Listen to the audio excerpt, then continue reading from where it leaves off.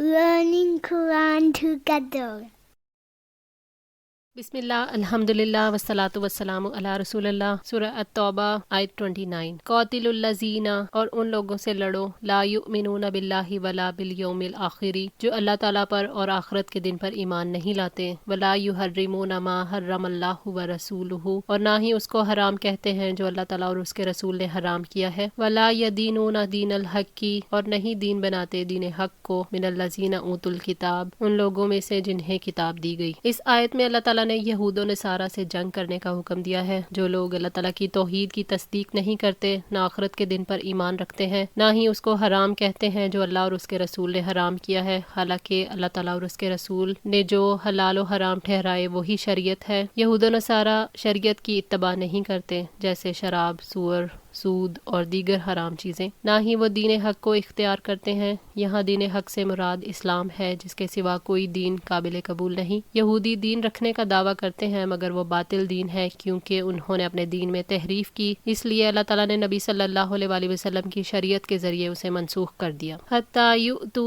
यहाँ तक के वो दे दें, अल जिज़ियता अन यद्दिन, हाथ से जिजिया, वहुम सागिरून, इस हाल में कि वो जलील हों, यानी वो माल अदा करें जो उनके खिलाफ मुसलमानों के कत्ताल तरक करने और मुसलमानों के दरमियान अपने माल समेत पुरअमन रहने का इवज़ है, जो हर साल हर शख्स से उसके हस्बे हाल, चाहे वो अमीर हो या गरीब, वसूल किया जाएगा, जैसा कि अमीरुल मोमिनीन हज़रत उमर रज़ी अल्लाह ताला अन्हो और दीगर सरबराह खान ने किया था। अन यद्दिन, यानी मुती होकर और अपने हाथ से अदा करें, और इसकी अदायगी के लिए खादिम को ना भेजे, बल्कि ये जिजिया सिर्फ उन्हीं के हाथ से वसूल किया जाएगा। जिजिया देकर इस्लाम के रास्ते की रुकावट ना बनने का ऐलान होता है। इस्लाम आज़ादी, माल और इज्जत का तहफ़्फ़ुज़ देता है, और उसके इवज़ इस्लामी मुमलिकत के अखराजात में हिस्सा डाला जाता है। बैतुल माल से मुसलमानों और गैर मुस्लिमों की कफ़ालत होती है। मुसलमान ज़कात देते हैं, जबकि गैर मुस्लिम जिजिया देते हैं। वक़ालतिल यहूदु उज़ैर इब्नुल्लाह, और यहूदियों ने कहा कि उज़ैर अल्लाह ताला का बेटा है। अल्लाह ताला ने यहूदियों के खिलाफ कत्ताल का हुक्म दिया तो उनके गुमराह कुन कौल का जिक्र किया। ये कौल यहूद के एक फ़िरके का था,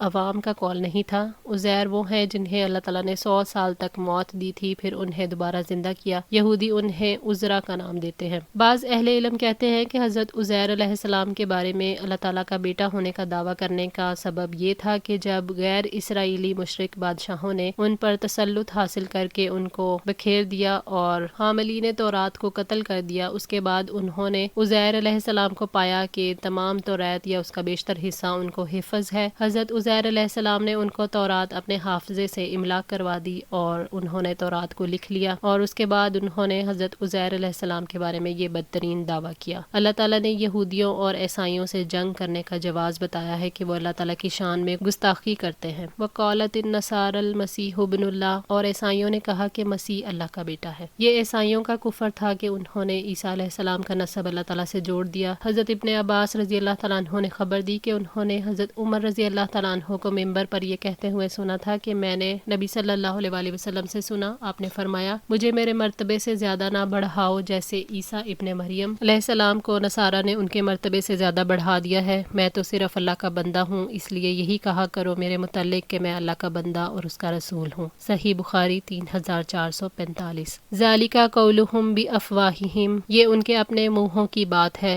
युदाहिऊना, वो नकल करते हैं, कौलल्लज़ीना कफ़रू मिन क़ब्लु, उन लोगों की बात जिन्होंने उनसे पहले कुफर किया, यानी वो बात जो यहूदी और ईसाई कहते हैं। ऐसे शख्स की बात है जिसको कुछ पता नहीं कि उसने क्या बोला है और किसके लिए बोला है। यानी माजी में मुशरिक अबाव अजदाद के कौल की मुशाबहत में है, जो कहते थे कि फरिश्ते अल्लाह ताला की बेटियां हैं। जैसे वो गुमराह हुए, ये भी गुमराह हुए। अल्लाह ताला ने यहूदियों और ईसाइयों के अकीदे पर ज़रब लगाते हुए फरमाया कि ये उनके अपने मुंह की बातें हैं, उन्होंने पहले लोगों की देखा देखी ये काम शुरू किया है। क़ातलहुमुल्लाहु, अल्लाह ताला उन्हें हलाक करे, यानी उनके कुफर की वजह से अल्लाह ताला ने उन पर लानत की है। अन्ना युफकून, वो कहाँ से बहकाए जा रहे हैं, यानी कैसे वो हक और अल्लाह ताला की तौहीद को शिर्क अकबर और बातिल की तरफ फेर रहे हैं। मसीह और उज़ैर अल्लाह ताला के बंदे और उसकी मखलूक हैं। मखलूक खालिक कैसे हो सकती है जबकि वो खाती पीती और थकती है, दुख और तकलीफ उठाती है। अल्लाह ताला ने हज़रत मसीह अलैहिस्सलाम के बारे में फरमाया, इन हुआ इल्ला अब्दुन अनअमना अलैहि वजअलनाहु मसलन लिबनी इसराइल, नहीं मगर वो एक बंदा जिस पर हमने इनाम किया और हमने उसे बनी इसराइल के लिए एक मिसाल बना दिया।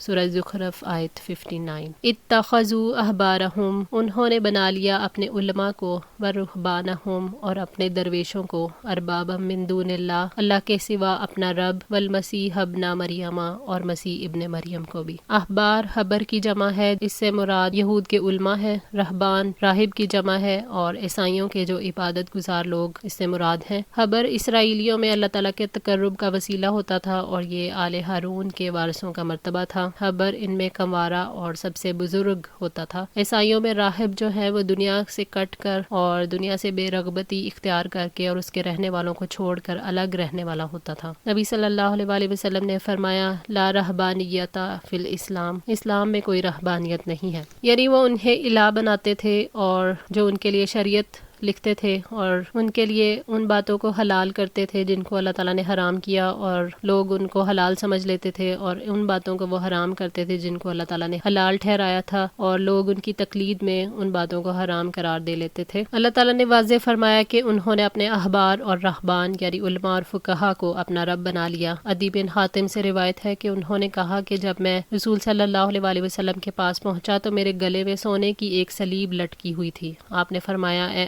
اس سلیب کو اپنی گردن سے اتار دو۔ میں نے آپ صلی اللہ علیہ وآلہ وسلم سے سنا، آپ صلی اللہ علیہ وآلہ وسلم تلاوت فرما رہے تھے، اتخذوا احبارہم ورہبانہم اربابا من دون اللہ۔ میں نے کہا، اے اللہ کے رسول، یہ کیسے ہے؟ ہم تو ان کی عبادت نہیں کرتے۔ تو آپ نے فرمایا، کیا وہ جسے حلال کر دیں آپ لوگ حلال نہیں سمجھتے، اور جسے وہ حرام کر دیں آپ لوگ اسے حرام نہیں کرتے؟ میں نے کہا، جی ہاں۔ تو آپ صلی اللہ علیہ وآلہ وسلم نے فرمایا، یہی ہے رب بنانا۔ جامع ترمذی کتاب التفسیر 278۔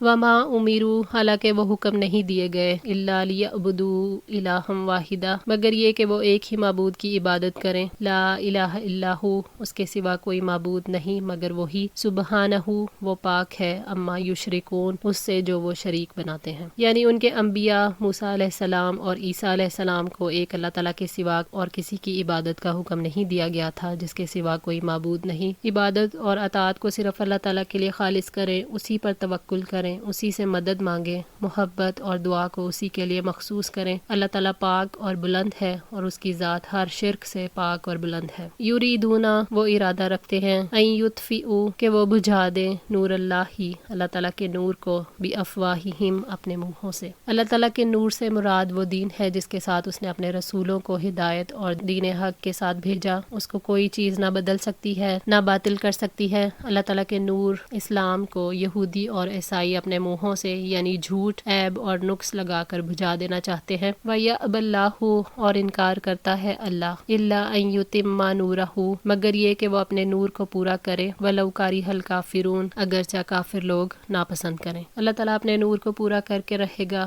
اس نور کو بجھانے کے لیے یہ ساری مخلوق اکٹھی ہو جائے تو اسے نہیں بجھا سکتی، اس لیے کہ اس نے اس نور کی حفاظت کا ذمہ خود لیا ہے۔ اللہ تعالیٰ کا وعدہ ہے کہ وہ اپنے نور کو پورا کر کے رہے گا چاہے کافروں کو ناگوار ہو۔ هو الذی، وہی ہے، ارسل رسولہ بالہدی ودین الحق کی، جس نے اپنے رسول کو ہدایت اور دین حق کے ساتھ بھیجا، لیظہرہ علی الدین کلہ، تاکہ وہ اس کو ہر دین پر غالب کر دے۔ یعنی محمد صلی اللہ علیہ وآلہ وسلم کو بھیجا ہدایت کے ساتھ، یعنی قرآن و سنت کے علم کے ساتھ بھیجا ہے۔ اللہ تعالیٰ نے فرمایا، ذالک الکتاب لا ریب فیہ ھدی للمتقین، یہ کتاب ہے جس میں کوئی شک نہیں، متقیوں کے لیے ہدایت ہے۔ سورہ البقرہ آیت 2۔ اللہ تعالیٰ نے حضرت محمد صلی اللہ علیہ وآلہ وسلم کو جو دین دے کر بھیجا وہ اللہ تعالیٰ کے اسماء و صفات اور اس کے احکام میں باطل میں سے حق کو واضح کرنے اور ہر ایسے حکم پر مشتمل ہے جو تمام برے اخلاق اور برے اعمال سے روکتا ہے، جو اللہ تعالیٰ سے محبت اور اسی کی عبادت کا حکم دیتا ہے، تاکہ دین اسلام سارے ادیان پر غالب آ جائے۔ قتادہ سے روایت ہے کہ دین 6 تھے جو لوگ ایمان لائے، جو یہودی ہوئے، صابی، عیسائی اور مجوسی، اور جن لوگوں نے شرک کیا، سارے دین اسلام میں داخل ہو گئے اور اسلام میں کوئی چیز داخل نہیں ہوئی۔ بے شک اللہ نے فیصلہ کر دیا اس کے مطابق جو اس نے نازل کیا کہ دین اسلام سارے ادیان پر غالب آ جائے گا، اگرچہ مشرک ناپسند کریں۔ وَلَوْ كَرِهَ الْمُشْرِكُونَ، اگرچہ مشرک لوگ ناپسند کریں۔ مشرک دین اسلام کو سخت ناپسند کرتے ہیں، وہ اس دین کے خلاف سازشیں کرتے رہتے ہیں، ان کی سازشوں کا نقصان ان کو ہی پہنچتا ہے، کیونکہ اللہ تعالیٰ نے وعدہ فرمایا ہے کہ وہ اپنے دین کو ضرور غالب کرے گا، اور اس کے وعدے سچے ہیں اور وہ اپنے وعدوں کو ضرور پورا فرمائے گا، چاہے مشرکوں کو کتنا ہی ناگوار لگے۔ آج کے لیے اتنا ہی۔ دعا ہے اللہ تعالی ہماری اس کوشش کو قبول فرمائے، ہماری غلطیوں کوتاہیوں کو معاف فرما کر ہماری اصلاح فرمائے۔ جزاکم اللہ خیر۔ السلام علیکم ورحمۃ اللہ وبرکاتہ۔